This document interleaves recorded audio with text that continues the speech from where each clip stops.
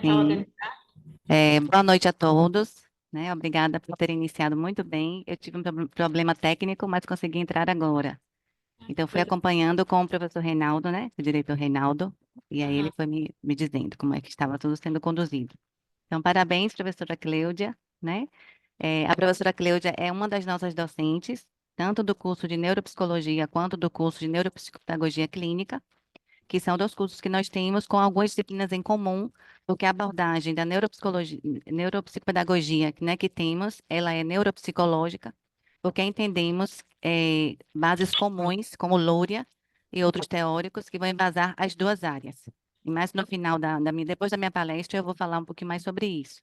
E aí, na minha palestra, eu falo sobre o papel do psicopedagogo, aproveitando aí essa fala, certo? Para não atrapalhar você, nem a Cleane, que vai entrar agora. Então, muito obrigada mesmo, certo? Eu que agradeço. E agora, a professora Cleane, cadê? Ela está aqui? Eu vi que ela estava, né? Ela saiu, será? Não, ela está aqui. Inclusive, ela quer participar. Já, Ah, já. ali, pronto. Cleane, pode aparecer, né? Pode. Será que é ela mesmo? Deixa eu ver. Ela. Ah, Olá, boa noite. boa Aqui noite. desde o Bem? início, né, aproveitando esse conhecimento aí maravilhoso da professora, né? Inclusive tinha levantado a mão para falar sobre, né, essa questão que ela trouxe, né? E o professor também trouxe sobre a metodologia, né? Qual a metodologia? Como as metodologias têm sido aplicadas para favorecer o aprendizado, para que até mesmo a gente consiga diferenciar se é de fato a descalculia ou se é apenas, né, um prejuízo metodológico, né, uma dificuldade de Sim. maturação que foi observada nas séries iniciais. Eu trabalho com a avaliação e com a reabilitação, a habilitação neuropsicológica, e hoje uma das minhas maiores dificuldades na hora de execução, né, do planejamento ali do plano de habilitação é justamente, né, a participação da escola, né? As escolas têm ainda uma dificuldade muito grande no conhecimento dos transtornos de aprendizagem, de forma geral. E isso dificulta muito a aplicabilidade das estratégias de adaptação, né, para esta criança que tem os transtornos de aprendizagem, né, a descalculia e, enfim, a disgrafia, a dislexia, né, entre todos eles. Então, assim, a gente tem uma dificuldade de forma geral em relação a todos os transtornos do neurodesenvolvimento, mas ainda vejo que essa, né, em relação aos transtornos de aprendizagem, é um grande desafio para a escola, né?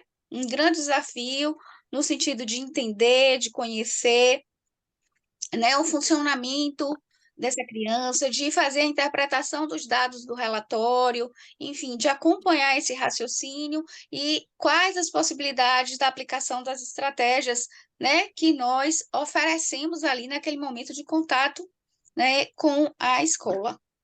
Mas, para a gente ir continuando, né? Eu me chamo Sim. Cleane, sou psicóloga, sou neuropsicóloga, sou especialista em neuropsicologia e psicomotricidade e em psicologia, em avaliação psicológica e reabilitação, né? A minha abordagem de trabalho é a psicologia sistêmica, então, assim, isso me abre um campo, né? Um leque de possibilidades muito interessante, né? Porque a gente vai pensar numa avaliação completa, ampliada, e a gente vai pensar também num processo de habilitação ou reabilitação também ampliada, né? Que expanda aí as possibilidades para além dos treinos cognitivos, né? A gente vai para uma perspectiva holística, que vai trabalhar o funcionamento como todo, certo? Então, assim, eu vou tentar aqui agora projetar minha apresentação. A gente vai falar sobre a avaliação neuropsicológica como diagnóstico diferencial para o TDAH. Vamos lá, vamos ver como é que eu faço aqui.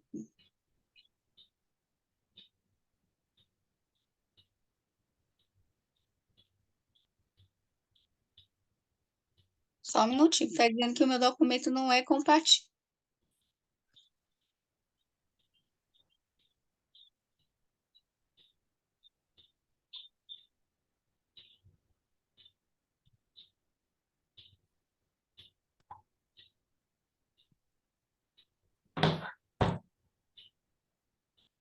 reajuda, Cleliane? Às vezes é só você mandar para um e-mail nosso aqui, ou para o professor, e ele projeta para você, se caso...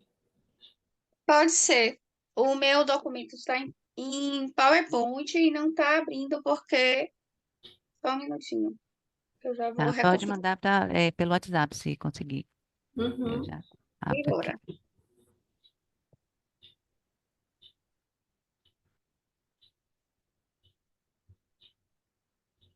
Mas, enfim, né? A Pro trouxe uma questão muito interessante em relação a essa questão das comorbidades, né? No que se destacar, no que se descartar, na verdade, né? O déficit intelectual. No TDAH, a gente vai falar sobre a importância do diagnóstico diferencial justamente por conta disso, né? Porque é um transtorno do neurodesenvolvimento que, para a literatura, tem tido muitos índices de comorbidades. Que é Hum. isso, né? Outros transtornos que podem estar também associados. Então, nós vamos entender um pouquinho sobre isso, sobre a importância do diagnóstico diferencial, justamente pela necessidade de a gente fazer um processo de avaliação que seja amplo, sistemático e que a gente consiga diferenciar e caracterizar, né, esses perfis de acordo com os critérios diagnósticos do DSM, facilitando assim o diagnóstico e evitando também diagnósticos errôneos, né? Na minha prática clínica, a gente tem observado muito sobre isso, sobre a dificuldade de se fechar o diagnóstico, né? E a importância da avaliação para que a gente não incida em erros de diagnósticos, né, incorretos. Certo. Mas Você vai me enviar o arquivo, professora? tô enviando aqui. Ah, obrigada. Só um minutinho.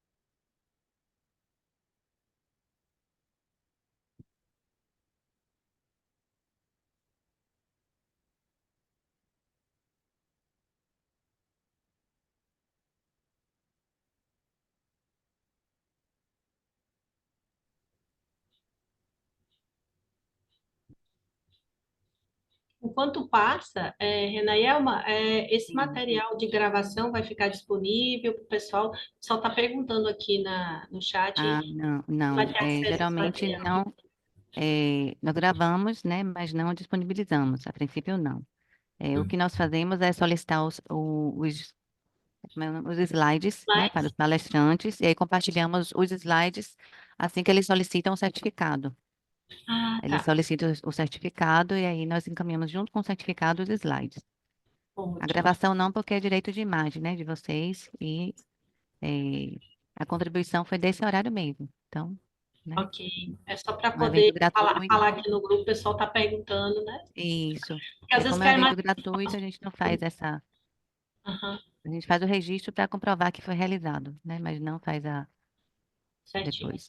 Viu? Fica Só um minutinho. O arquivo está um pouquinho pesado, mas está carregando. certo.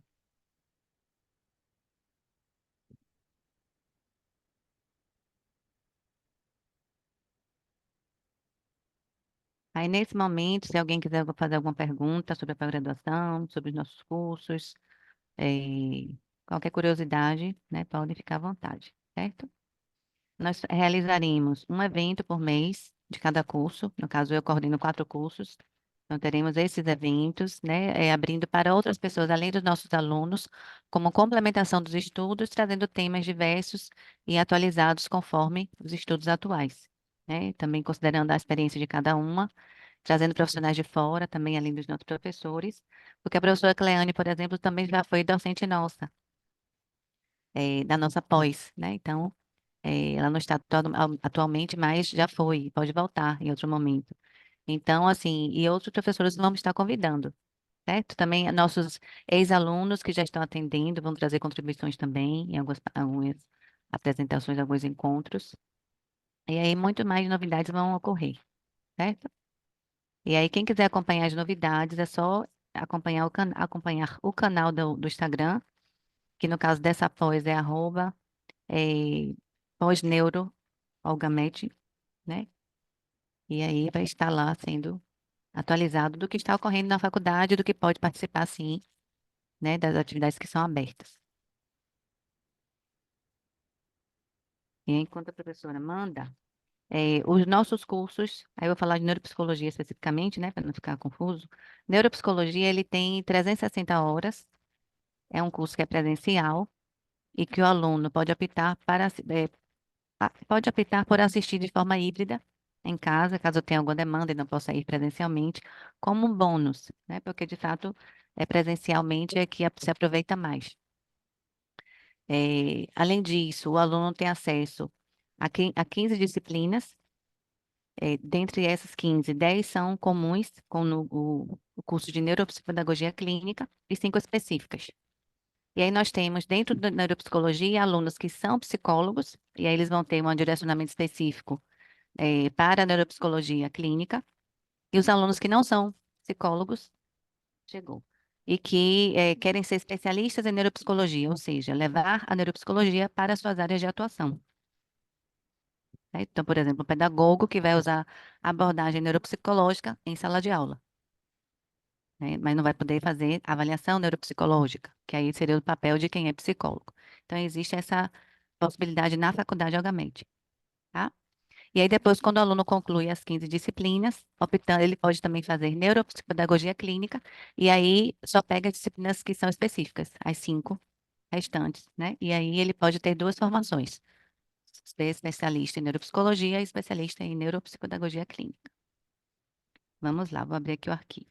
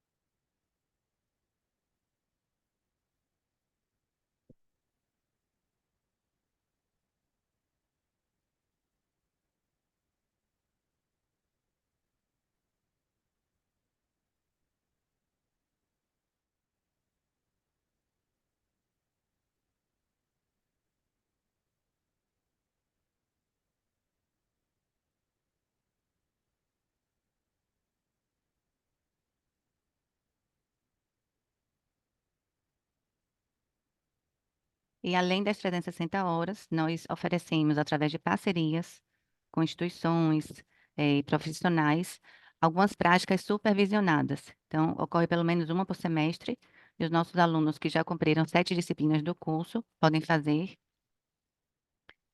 e, como atividade extra, recebe certificado específico de 20 horas na prática que realiza. É uma prática profissional, certo? Para que a pessoa, por exemplo, já possa iniciar os seus atendimentos com mais segurança, sabendo que vai sempre ter um momento de supervisão, né? Sempre tem o processo acho que abri uma aqui.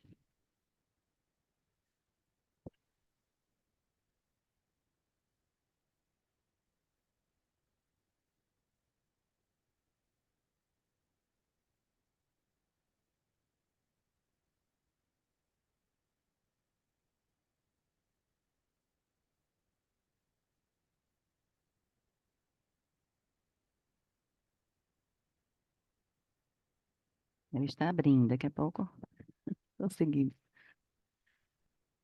Aí pode ir falando se quiser, professora. Já pode ir. começar a sua fala, alguma coisa.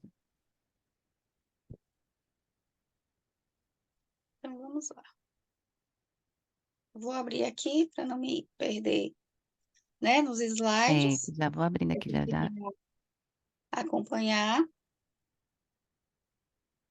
mas para a gente, né, não perder Já tempo. vai chegar aqui.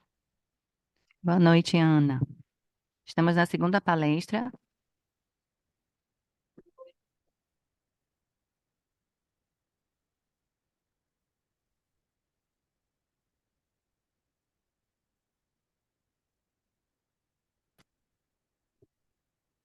Pronto.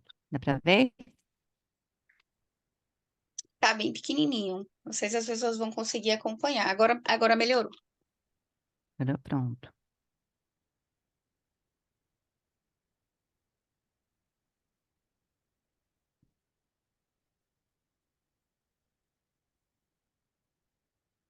Vamos lá. Então, vamos lá. Como eu já tinha falado para vocês, eu já havia me apresentado. Então, assim, já ministrei algumas aulas na pós de neuropsicologia e tenho alunos, inclusive, de supervisão comigo até hoje, né? Assim, a neuropsicologia é uma área que está em ascensão, né? É uma área de crescimento que tem assumido uma importância fundamental. Então, é um investimento, né, que é importante, é significativo, exige muita leitura, muito estudo, né, a formação continuada, porque nós temos informações novas o tempo inteiro. Então, assim, a ciência se movimenta o tempo inteiro, né? A neuropsicologia é uma área de interface com outras áreas, né? Sobretudo com a neurociência. Então, assim, é uma área da psicologia que tem relação com a neurologia, com a neurociências, que está aí é, casada totalmente com a educação, né? Então, assim, é um processo de que a nossa avaliação, né, e o nosso planejamento de habilitação, ele vai contribuir para todas as outras áreas, né, da vida da criança ou do adulto ao qual a gente esteja acompanhando e avaliando, né? Não é um processo que será restrito, né, para apenas fechar um diagnóstico clínico, mas a partir da avaliação é que abre horizontes para essas intervenções, inclusive para a colaboração da equipe multiprofissional, né? Do fonoaudiólogo, do psicopedagogo, do TO, do psicomotricista, né? E até mesmo dos fisioterapeutas que têm participado, né, dos processos de habilitação de crianças que têm aí algum diagnóstico, né, ou algum transtorno do neurodesenvolvimento. Então, é fundamentalmente de grande importância, né? É uma avaliação sistematizada que envolve passo a passo, que envolve formação, conhecimento de base, né, em relação aos testes, às escalas, aos protocolos, e também demanda bastante conhecimento em relação ao sistema nervoso central, né? Em relação a processos neuroquímicos, em relação aos processos neuroanatômicos. Então, é uma área de amplo conhecimento, né? Lúria vai dizer da seguinte forma: assim, Luria acreditava que o propósito da neuropsicologia era generalizar ideias modernas concernentes à base cerebral do funcionamento complexo da mente humana e discutir os sistemas do cérebro que participavam da construção de percepção e ação, de fala e inteligência, de movimento e atividade consciente dirigida às metas. Tá? Essa é uma fala de Luria sobre o que ele entendia, né, pela objetivação da neuropsicologia, né, enquanto área de ciência. A neuropsicologia, ela já vem sendo tratada, né, desde séculos antes de Cristo, e ela foi percorrendo um caminho. Então, assim, como toda a área da ciência, né, ela abarcou aí inúmeras outras áreas científicas também, como, por exemplo, a filosofia. Então, a terminologia neuropsicologia, ela começou a ser falada lá em 1913, Então, assim, é uma área que vem crescendo, avançando, né? Tem um artigo interessante que fala sobre o percurso histórico da neuropsicologia, que vocês podem, né, acessar, tá lá na Cielo, que vai contar dessa trajetória de evolução, né, da neuropsicologia enquanto ciência e das contribuições que ela vem trazendo. A grande ascensão da neuropsicologia e a visibilidade maior foi a partir, né, da metade aí do século XX. Veio nesse movimento também os avanços, né, em relação aos exames aí de neuroimagem, tá? E a confirmação sobre a interação das áreas, né, corticais e funcionalidades. E também os processos neuroquímicos, né? O que seriam os processos neuroquímicos, né? Seria os hormônios que fazem parte, né, dos neurônios, né, que movimentam aí as sinapses neuronais, tá? Pode passar, por favor, professora. Pode passar para mim, por favor.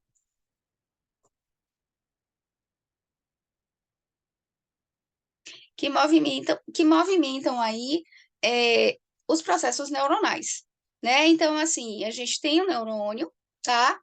Esses neurônios têm a colaboração dessas substâncias neuroquímicas, que são esses hormônios que estão presentes, né, nesse processo de comunicação entre as células nervosas, né? Esse processo de comunicação entre as células nervosas são as sinapses. Então, hoje existem estudos que estão falando sobre a importância desses neurotransmissores, dessas substâncias neuroquímicas, tá?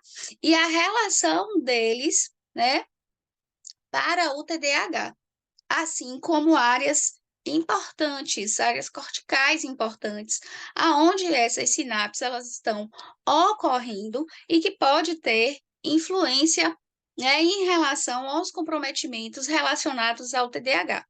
Tá? O TDAH ele é um transtorno do neurodesenvolvimento, né? Uma desordem do neurodesenvolvimento que pode ter aí múltiplas causas, né? Não existe uma causa definida, tá? Mas, de acordo aos estudos da neurociência, tem acontecido a observação, né, da importância aí da influência de neurotransmissores como a dopamina, tá? E a noradrenalina, que é o percussor de adrenalina, né, envolvidos nesses processos que estão relacionados à área frontal do cérebro, né? O córtex frontal, que são córtex que estão aí sobre a responsabilidade, sobretudo, da atenção e do autocontrole, tá? Incluindo aí as funções executivas, né, que tem grande importância na hora de a gente observar para fazer a avaliação, né? A gente precisa fazer uma avaliação precisa em relação às funções executivas, porque nós observamos que, em muitos casos, no TDAH, ela se apresenta comprometida, tá? Então, dessa forma, a gente precisa se atentar em relação a esse processo, né, neuroquímico, tá? E a influência disso para o TDAH. Mas qual a importância e qual a influência a gente poderia pensar em relação às disfunções de dopamina, né? E adrenalina. Então, assim, são hormônios que estão relacionados ao humor, né? A energia para o corpo, a motivação, né? Está relacionado às sensações de prazer. Então, quando há um prejuízo, uma disfuncionalidade, tá? A gente tem aí uma perda, né? Inclusive, a noradrenalina também tem relação direta com a depressão, né? Por conta de ser também um modulador de humor. Então, nós já temos aí muita incidência de casos de depressão como comorbidade no TDAH, principalmente na adolescência e na vida adulta, né? É um fator que a gente já precisa começar a rastrear desde a infância, porque pode começar aí com sinais mais discretos, né? E a partir do momento que essa criança ela vai se posicionando de uma forma diferente no ambiente, né? Vem aí aspectos como a chegada da adolescência, todo um processo de mudança, né? E ter uma incidência de desenvolver um processo, né, de depressão, humor deprimido, né, ou algo que se aproxime muito disso, né, que precisa aí ser tratado, tá? Geralmente esses indícios eles começam a aparecer desde a infância, tá? Inclusive, quando a gente pensa na adolescência e na vida adulta, né, em casos em que o transtorno ele não foi identificado na infância, né, ele foi passando ali despercebido na infância, e essa procura por uma resposta vem apenas na adolescência ou na vida adulta, pode haver transtornos de ansiedade e de depressão como comorbidade, e isso, né, prejudicar um pouco o processo de diagnóstico, tá? E aí a avaliação neuropsicológica, ela se faz bem eficaz. Por quê? Porque nós vamos ter parâmetros, né, para avaliar o transtorno do neurodesenvolvimento de base, tá? E transtornos comórbidos, como transtorno de ansiedade ou transtorno de depressão, certo? Então, essas áreas, né, a área frontal é uma área de extrema importância, porque é aonde, nesse processo aí, produção de fala, iniciação de movimentos e os aspectos relacionados à personalidade. Então, né, esses níveis de funcionamento, eles podem ter prejuízos decorrente do agravamento do processo neuroquímico na área frontal orbital do cérebro. Pode passar para mim, Pro? Nas imagens que eu deixo nos slides, são pequenas pescas, né? Para a gente ir entendendo aonde estão essas regiões cerebrais. E aí a gente vai poder acompanhar, né, de qual área do cérebro a gente está falando, tá bom? Mas o que é a avaliação neuropsicológica? Esta é uma complexa avaliação que é realizada por profissionais treinados na avaliação das funções mentais superiores, que utilizam testes neuropsicológicos, testes psicológicos específicos e exclusivos, padronizados e validados, sendo realizados em etapas sucessivas, baseados em dados comparativos, segundo o esperado para cada faixa etária, nível socioeconômico, escolaridade, facilitando a reabilitação, tá? Esse aí é um conceito, tá? De acordo com o Malloy Diniz.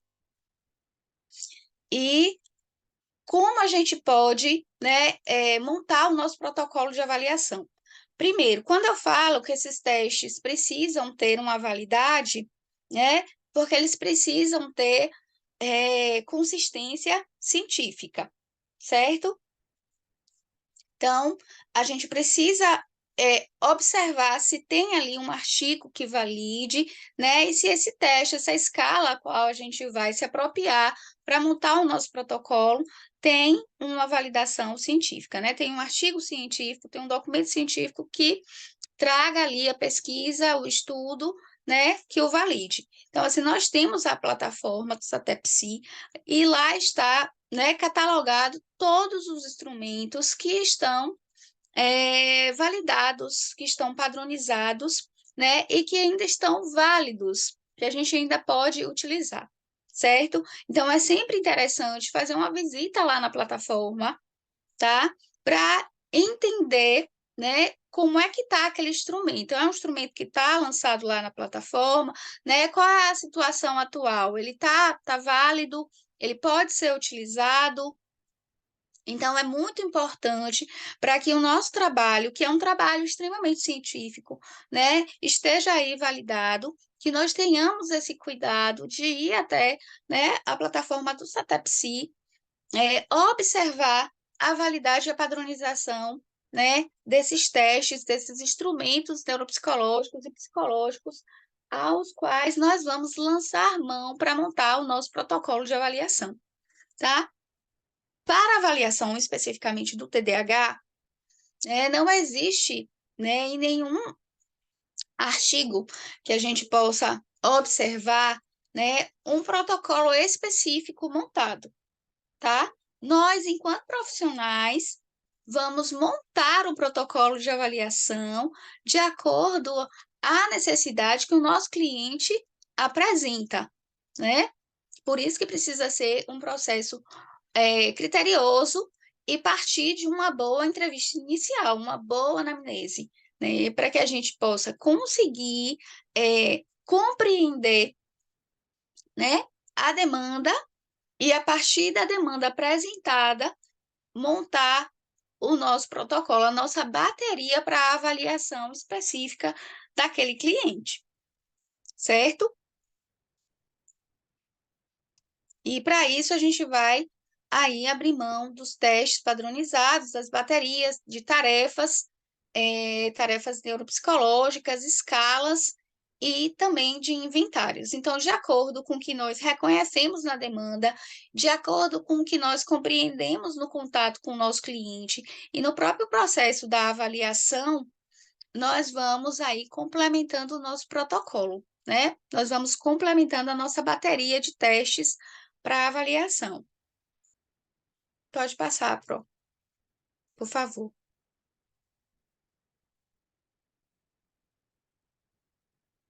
Então, assim, ainda na década de 80, passa a ser aceita a interpretação neuropsicológica do TDAH, em que este é considerado uma disfunção neuropsiquiátrica que afeta o desenvolvimento das funções executivas cerebrais, da capacidade de autocontrole, de planejamento, de execução de ações orientadas por objetivos futuros. Então, assim, entendendo, né, essa complexidade, acho que você passou um pouquinho a mais, não? Acho que foi. Entendendo essa complexidade, né, o contato com o nosso cliente é extremamente importante, né, fontes alternativas para a entrevista também, no caso da criança, né, a família, a escola, outros profissionais da equipe multiprofissional que possa já estar acompanhando, né, o médico, o psiquiatra ou o neuropediatra que esteja acompanhando. Então, as fontes complementares, né? E observação dos aspectos cognitivos, dos aspectos funcionais e comportamentais também. Então, a gente entende que para o TDAH, né, a gente tem aí bastante prejuízo de função executiva, né? As funções executivas é um grande guarda-chuva, né? Porque abarca inúmeras funções, como atenção controlada, atenção executiva, raciocínio lógico, matemático, né? Memória operacional, fluidez verbal, os aspectos aí relacionados ao controle inibitório, né? Ou seja, ao controle de impulso. Então, assim, no TDAH a gente tem um prejuízo, né? Que é a hiperatividade, ou seja, o TDAH é o déficit de atenção e hiperatividade, que pode ser do tipo desatento, e aí nós não temos essa dificuldade em relação à hiperatividade, nós podemos ter do tipo hiperativo, né? Que aí a gente não tem tanto um prejuízo de atenção, e nós conseguimos observar isso nas baterias de atenção.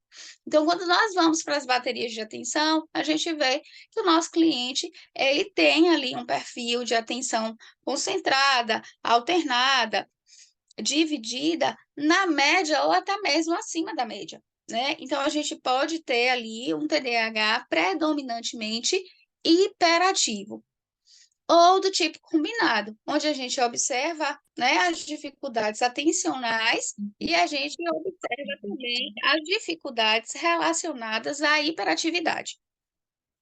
Ah, mas Cleane, eu estou avaliando, né, um cliente e nos testes de atenção, o único prejuízo que eu encontro é na atenção concentrada. Pois é, de fato, né? Algumas crianças podem ter prejuízo em ambas, né? Tanto na atenção concentrada quanto alternada e na dividida. E quando a gente vai para a atenção global, ele ter aí um percentil inferior à média, certo?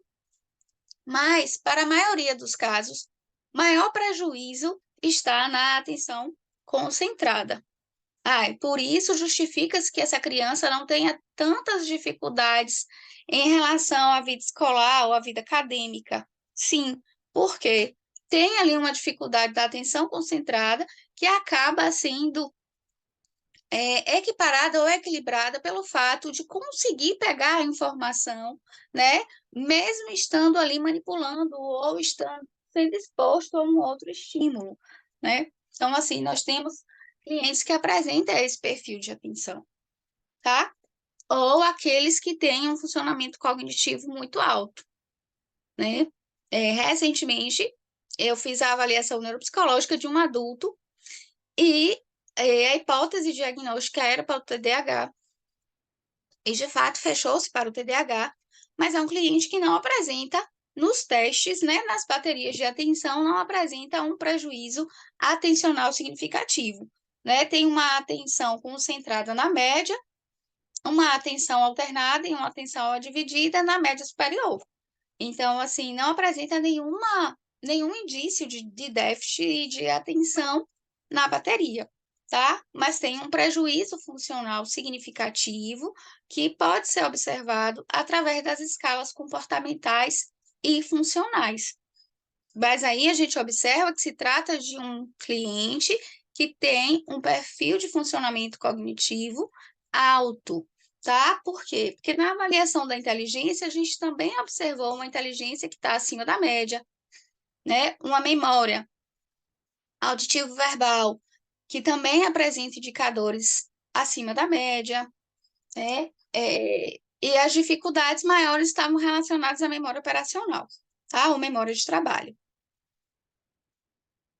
E o próprio comportamento hiperativo em si, né? A dificuldade do controle inibitório, a dificuldade na regulação das emoções, a agitação e as dificuldades comportamentais relacionadas a planejamento, né? A comportamento de vida diária, as tarefas relacionadas ao trabalho. Então, é uma pessoa que tem muita dificuldade desde a infância, em entregar trabalhos escolares, em terminar trabalhos, né? Tende a abandonar tarefas, entre outros comportamentos que estão, né, relacionados a isso. Então, a gente vai sempre pensar em começar a avaliação pelos processos da entrevista clínica, tá?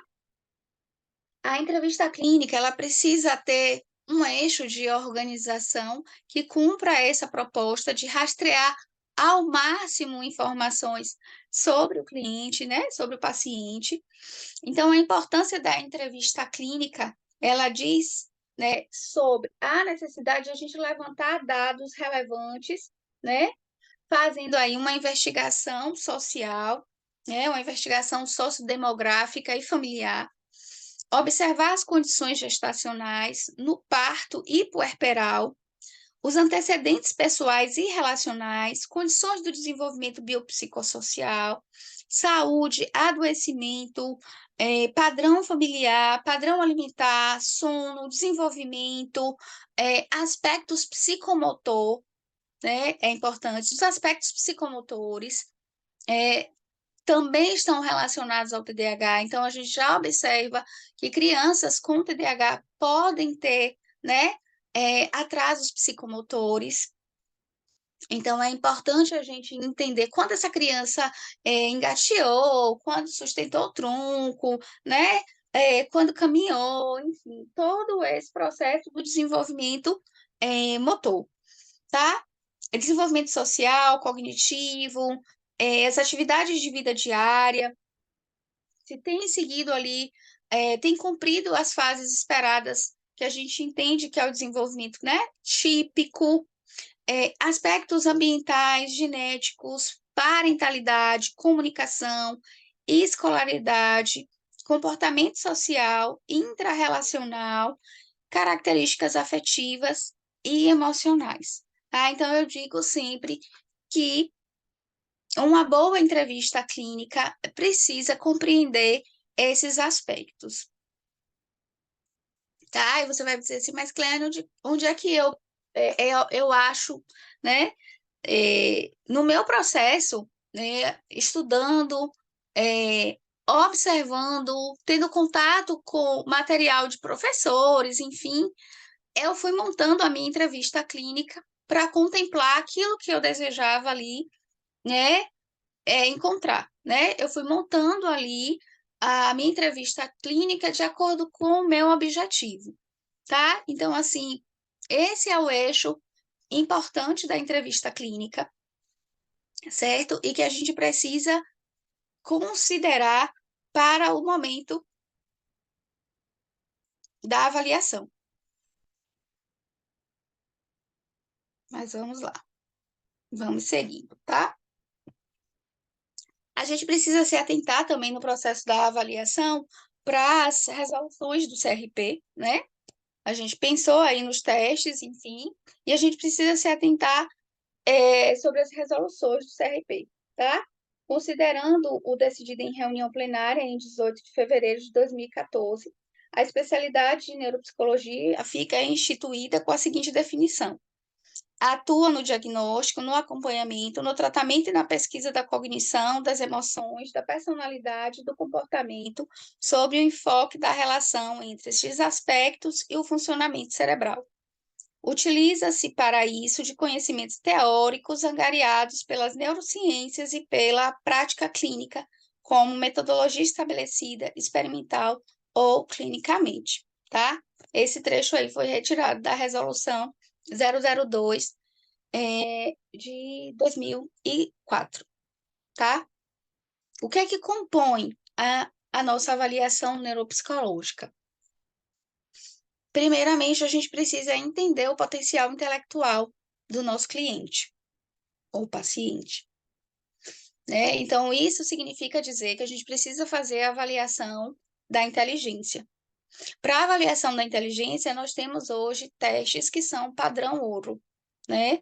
Tanto para a avaliação da inteligência da criança quanto do adulto, certo? Nós temos aí o VISC, né, que é padrão ouro para avaliação da inteligência da criança, que vai até os 16 e 11 meses. A gente consegue avaliar esse público, tá? A gente vai pensar na avaliação do eixo, né, de 4 índices, que é a compreensão verbal, a organização perceptual, memória operacional e velocidade de processamento.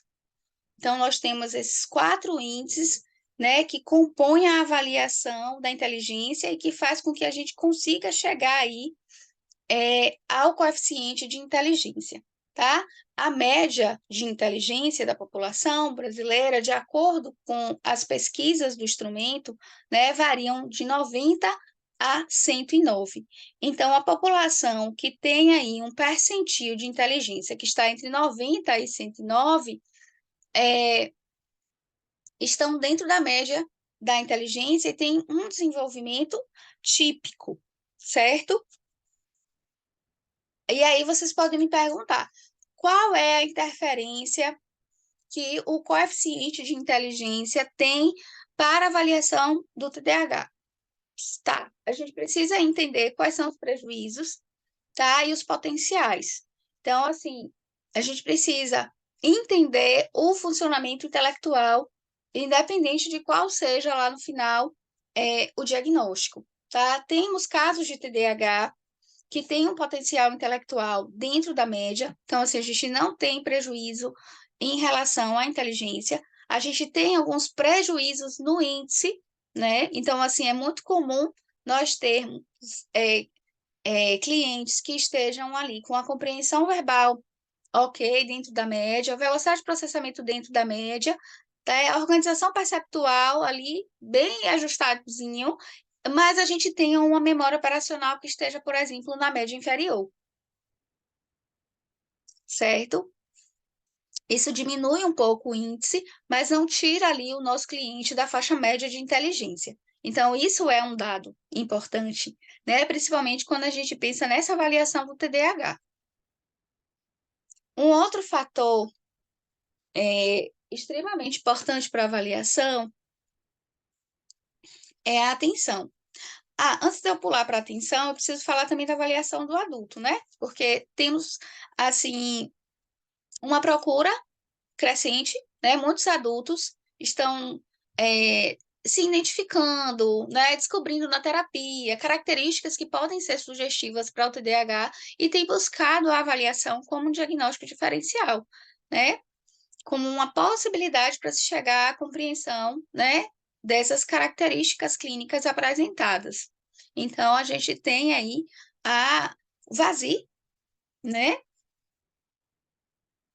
Para avaliação na inteligência, e aí é uma escala abreviada, tá? E a gente avalia a inteligência por 2 eixos, né? São os índices de compreensão verbal e executiva, certo? Então, a gente tem aí uma escala abreviada. Para a avaliação da atenção, a gente tem instrumentos aí que são, né, bacanas, porque a gente consegue pegar dos 5 anos de idade até lá adiante, até a vida adulta, até, né, o idoso. Então, eu tenho instrumentos para avaliação da atenção, instrumentos neuropsicológicos que avaliam dos 5 anos de idade, 6 anos de idade, até 89, por exemplo. Então, isso é muito importante, porque, assim, os instrumentos, eles não são baratos, né? Tem um custo financeiro alto para a gente conseguir montar essa nossa bateria, tá? Alguns instrumentos exigem que nós façamos uma formação extra, então a gente precisa fazer o curso do instrumento para se aprimorar, tá? Para saber fazer uma boa aplicação e principalmente uma boa interpretação daqueles dados que a gente encontra ali, que a gente extrai, né? Porque não são apenas números por números, tá? A gente precisa dar uma interpretação clínica para aquilo que a gente encontra, né, no resultado do teste, e essa interpretação clínica, ela demanda muito, né? Porque diz muito sobre a nossa habilidade em relação ao raciocínio clínico, tá? A gente precisa avaliar a percepção, precisa avaliar a linguagem. Então, a gente tem aí instrumentos específicos para avaliação da linguagem, mas também a gente pode se valer das tarefas, né, do VISC, principalmente aí dos índices de compreensão verbal, tá? Dentro dos índices de compreensão verbal, nós temos tarefas que vão aí nos proporcionar observar medidas que falam sobre o vocabulário, né, sobre raciocínio verbal, sobre informação que está relacionada às habilidades de aprendizagem, o potencial para aprendizagem. Então, assim, é muito importante a gente aprender a explorar esse material para a gente ter aí, né, elementos para montar o plano de intervenção. A gente precisa avaliar abstração, raciocínio, memória, tá? Recentemente eu recebi uma avaliação que não tinha avaliação de memória, tá? E aí eu precisei, inclusive, avaliar a memória, porque é extremamente importante nós fazermos a avaliação de memória, tá? A gente tem alguns indícios, né, de memória semântica, por exemplo, dentro das tarefas de inteligência, tá? Mas tem também instrumentos específicos para avaliação de memória, que é muito importante, né, a gente lançar a mão deles, tá? E aí a gente vai ter aí instrumentos específicos para avaliação da memória auditiva e verbal, tá? Que é nessa nossa capacidade de ouvir e de escutar. Que é o RAVLT, é um instrumento que eu gosto muito, porque ele nos entrega medidas como a própria memória operacional, a curva de aprendizagem. Ele diz para a gente sobre a memória imediata, sobre a memória de longo prazo, tá? Memória de reconhecimento, a velocidade com que o nosso cliente esquece da informação, tá? E o quanto que ele sofre de interferência. Então, assim, são medidas importantes, por quê? Porque se eu tenho uma velocidade de processamento, se eu tenho uma velocidade de esquecimento prejudicada, tá? Eu vou precisar montar estratégias no ambiente né? E recursos para estimular a repetição, né? Se eu tenho uma compreensão de como que ele consegue memorizar, e se memoriza pela repetição, isso vai me possibilitar organizar as tarefas para intervenção, tá? Que siga esse potencial dele para aprendizagem. E isso vai me dar indicadores também de como eu vou solicitar a adaptação dele, né? Tanto para casa, para as rotinas de vida diária, quanto para as atividades acadêmicas e escolares, certo? Além da memória auditiva e verbal, a gente também consegue avaliar a memória visual, tá? A Pro tinha falado sobre um teste que ela avalia a visoconstrução, que é o Figuras Complexas de Rey, que além de avaliar a visoconstrução, ele também avalia a memória, né? A memória visual de curto prazo, tá? É um instrumento bacana de ser comprado, porque é um investimento positivo, porque a gente avalia, como a Pro falou, a visoconstrução, a gente avalia a memória de curto prazo visual e ainda a gente consegue avaliar planejamento, tá? E além disso, a gente consegue retirar ali fazer uma análise, né, da maturação cronológica mesmo dessa criança em relação a essas funções, certo? Eles vêm aí, deixa aí para a gente algumas ressalvas, inclusive quando a gente já tem algum indício de que pode haver ali um déficit intelectual, a gente pode, né, adaptar a tarefa utilizando a tarefa B, tá? Que compreende aí uma... esqueci a palavra. Que compreende aí um estudo, né, com idades menores, que vai até os 7 anos de idade, se eu não estou enganada, se não é 7, é 8. Não, é 7, até os 7 anos, né? Então tem uma padronização aí até os 7 anos de idade. Então, assim, é uma medida bem interessante, né? E também abarca da infância até o idoso lá na frente, o RAVLT também. Então, para quem quer avaliar, né, todos os públicos inicialmente para ter essa experiência, são instrumentos que são necessários para avaliação, são indispensáveis e que são instrumentos que são bem positivos, pelo fato da riqueza, né, de informação que nos apresenta e também por essa questão da faixa etária, né? Até quando a gente, né, as idades que a gente vai poder utilizar. Tá? E aí vem a aprendizagem, habilidades acadêmicas, nós precisamos. Tá? E para as habilidades acadêmicas, a gente tem aí o TDE, por exemplo, mas temos também outros instrumentos, como a própria prova de aritmética do VISC, é, temos, temos também as coleções, né? Coleção Anelli, enfim, que vai avaliar fonológica, consciência fonológica, rota, lexical. Então, assim, a gente tem bastante instrumentos que dá conta, né, dessa parte de aprendizagem, de habilidades acadêmicas, que também está relacionado com linguagem. Mas a gente não pode deixar de fazer a avaliação desses aspectos, né? De linguagem, habilidades acadêmicas, tá? Temos aí velocidade de processamento da informação, visoconstrução, que eu já falei do teste, né? Qual a gente pode avaliar.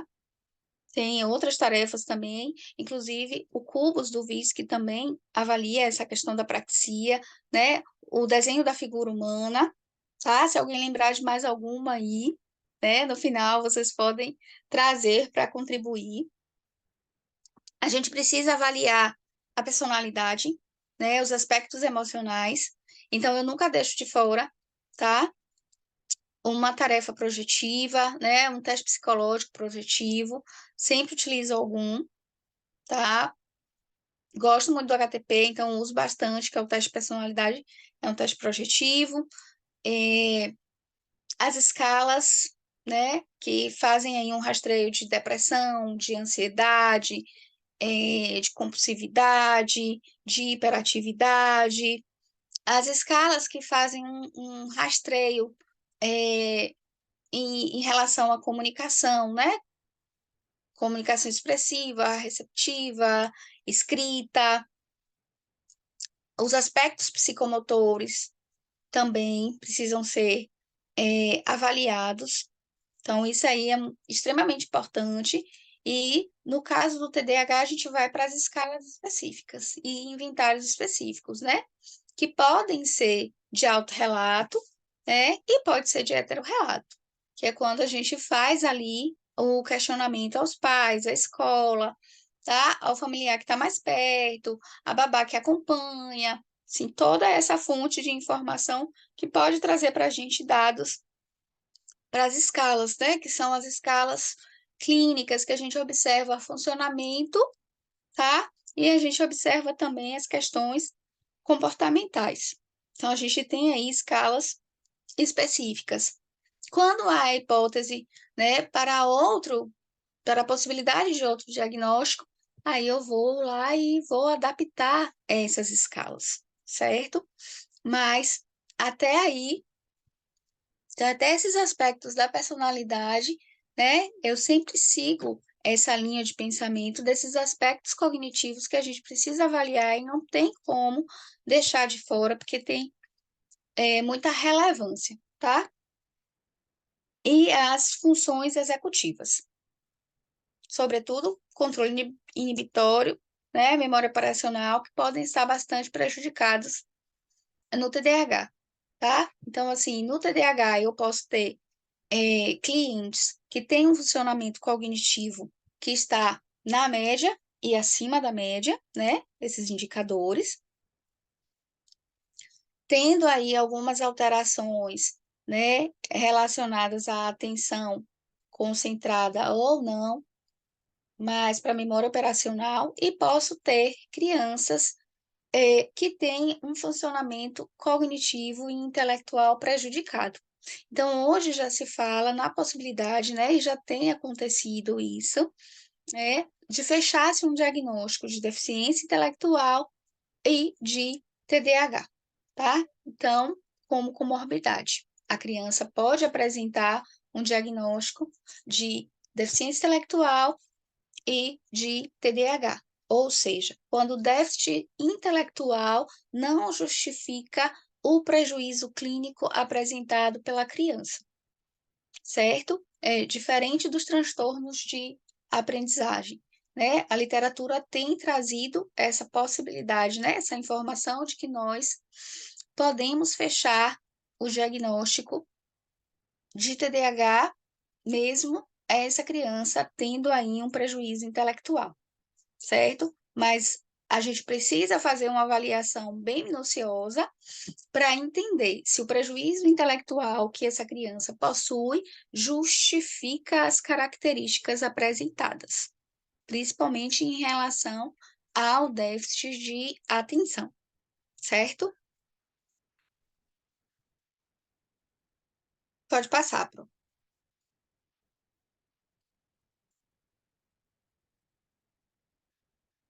Então, apesar de algumas características do TDAH serem reconhecidas em diversos ambientes em que o sujeito está inserido, não são suficientes para uma avaliação e diagnóstico completo, podendo até mesmo resultar de conclusões errôneas sobre o transtorno em questão, de modo que este comportamento julgado pode melhor responder à caracterização de outro transtorno mental, tá? O que quer dizer isso, Glenn? Por que essa colocação? Enfim, se nós formos observarmos, principalmente, né, em adultos, transtorno de ansiedade generalizada, por exemplo, pode trazer características muito semelhantes. Por isso que é importante a investigação desde a infância, porque essas características do TDAH, elas precisam estar presentes desde a infância. Elas são mais evidenciadas quando as crianças chegam na fase escolar, tá? Mas elas já podem ser percebidas, já ter indícios mesmo antes, né? Desde pequenininho. Então, não tem como se chegar ao entendimento de que o cliente apresenta um quadro de TDAH sem, em algum momento da infância, haver relatos ou do déficit de atenção, ou da hiperatividade, ou dos dois. Então, assim, o transtorno de ansiedade generalizado tem apresentado características que são muito semelhantes, principalmente no adulto. Então, a gente precisa ficar muito atento, né, a esses detalhes e ao relato que o cliente traz, o momento de vida, né, a funcionalidade, as demandas, as exigências. Então, assim, para que a gente evite que tenham aí diagnósticos errôneos, nós precisamos fazer uma leitura, né, muito precisa, conhecer de todos um pouco de todos esses transtornos mentais que podem ter aí relação, tá?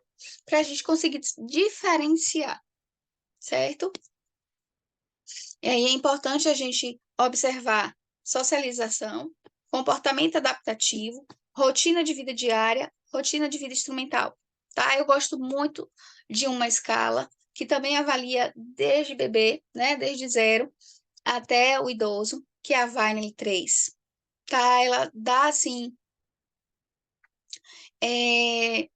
informações muito preciosas sobre esses eixos, né, de socialização, comportamento adaptativo, rotina de vida diária, tá? Instrumental também um pouquinho, tá? E aí a avaliação neuropsicológica, ela vai dar para a gente, tá? Não só o déficit, mas a gente vai conseguir também compreender qual é o potencial, né? Potencial e habilidades, tá? Que podem ser ainda mais aprimoradas e que pode nos ajudar, tá? Diante da dificuldade. E aí a gente vai ter elementos e dados mais precisos para montar a nossa reabilitação, né? Ou melhor, nossa habilitação, entendendo de que são, na maioria das vezes, funções que não foram perdidas, né? Na verdade, não foram desenvolvidas ou não foram maturadas como deveriam, né? Estão aí em atraso. E a gente vai precisar estimular para desenvolver, tá? E aí, isso é só um pequeno, né? Uma pequena parcelada, assim, um pequeno pincelada sobre esse mundo fantástico. Porque se a gente conseguisse se estender mais aqui, a gente ia entrar pelo campo da neuroplasticidade, das formas de reabilitação, dos instrumentos para reabilitação, enfim, tá? Mas aí agora eu deixo aberto, né?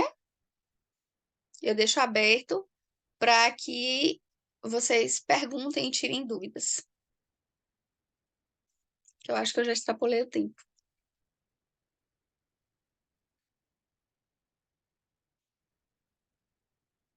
Na verdade, você usou o tempo certo. É porque atrasamos, né? Foi por isso. É verdade.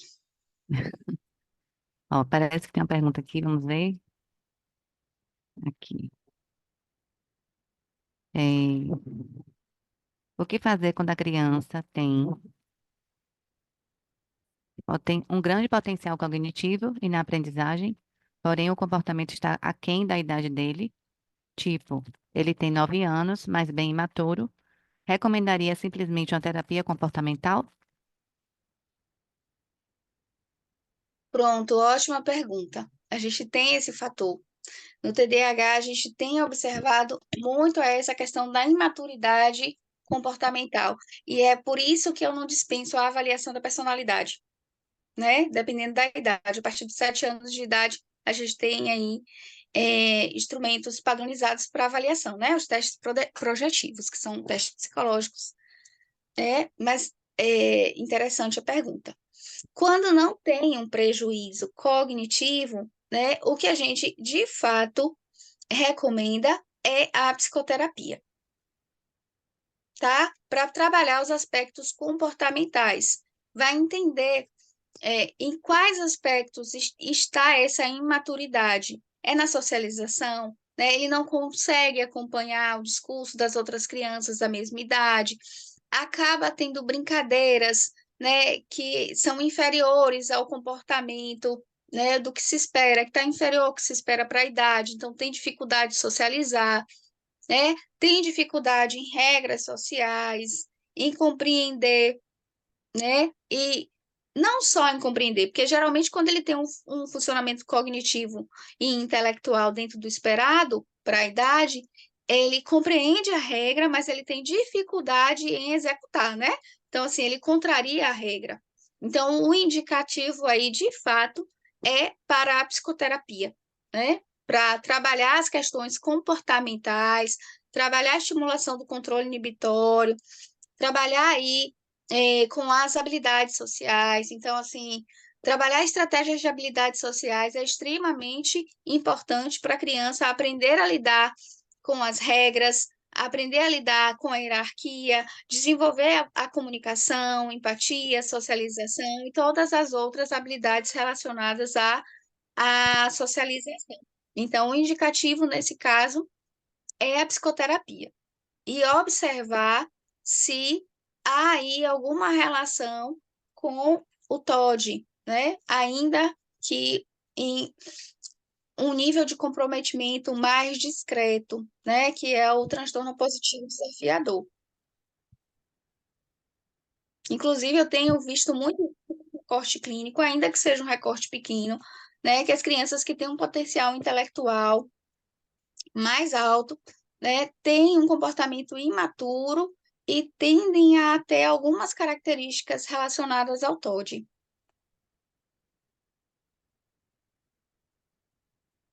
Respondi? Se tiver mais alguma dúvida, pode falar.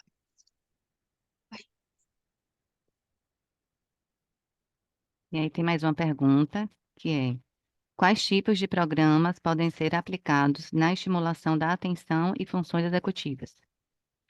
Tem uma gama de programas, inclusive, tem até profissionais aqui de Salvador que tem alguns programas que são bem interessantes para trabalhar e estimular a função executiva, mas a gente tem também o Piatation, tá? Que é um programa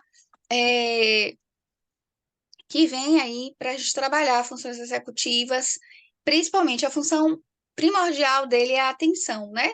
Mas a gente consegue aí, dentro dessas tarefas de atenção, também trabalhar funções executivas. Tem o Perflex também, que é um programa bem interessante, e a gente pode lançar mão também de tarefas, né, e jogos dos mais variados que trabalhem essa questão da espera. Eu gosto bastante e oriento muitas famílias, né? Porque eu gosto muito dessa questão do brincar e da ludicidade, levado tanto do consultório para fora. Então, brincadeiras como dentro ou fora, que trabalha bastante a questão do controle de impulso, morto-vivo, seu mestre mandou, sabe? Então, assim, além dos programas que a gente tem, né? E inclusive tem vários programas. Eu gosto, que inclusive alguns são informatizados. Eu gosto bastante dos recursos lúdicos, porque atrai muito as crianças, principalmente, tá? E além da gente, né, desenvolver essas funções, a gente desenvolve isso a partir de um campo de prazer e reduz a tela, claramente. Muito bom. Então, por conta do tempo, eu vou começar a terceira palestra. E no finalzinho, se alguém mais tiver alguma pergunta ou comentário, e a professora Cleane puder ficar até o finalzinho, ela responde. Se não puder ficar até o finalzinho, aí eu encaminho. Alguém pode ter alguma dúvida, eu encaminho para ela as perguntas. eh, e a pessoa que colocar a pergunta, coloca também o e-mail, que aí eu anoto e a gente faz a comunicação, certo? Porque eu não sei como é que ela está de horário hoje. Vou Então é tentar isso, ficar no finalzinho. certo. Então, Aproveitar também, né? É sempre um prazer. muito obrigada.